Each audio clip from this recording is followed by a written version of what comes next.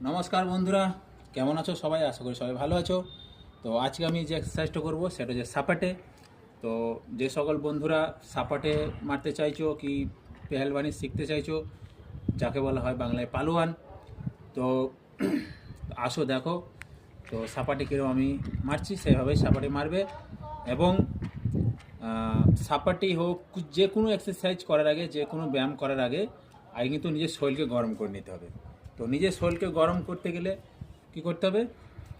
Warm up করতে হবে। মানে এরকম, ঠিক এভাবে লাফিয়ে নিজের শরীরকে গরম করে নিও। 2 মিনিট কিন্তু ওয়ার্ম আপ করতে হবে। তো চলো স্টার্ট করছি ভিডিও। দেখো কিভাবে আমি সাপাটি লাগাচ্ছি, সেইভাবে সাপাটি কিন্তু লাগাবে। তো বন্ধুরা, সাপাটি লাগাতে গেলে প্রথম এই পজিশনে হাত রাখতে হবে।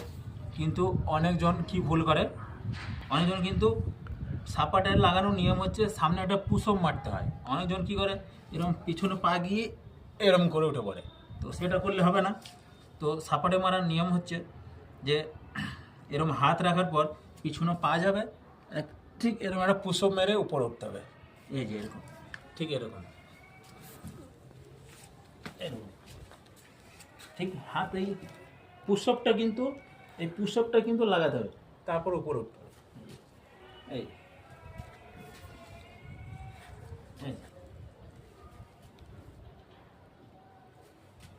তো এই হচ্ছে সাপাটে লাগানোর নিয়ম।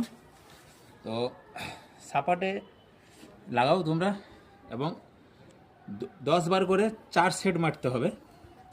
এটা কিন্তু রোজানা মারতে হবে, রোজানা।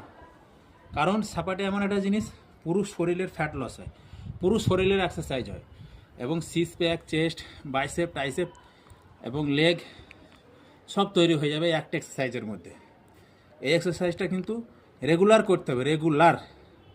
তো আজকের ভিডিও এই পর্যন্তই। দেখা হচ্ছে পরবর্তী ভিডিওতে। ভালো লাগলে একটা লাইক অবশ্যই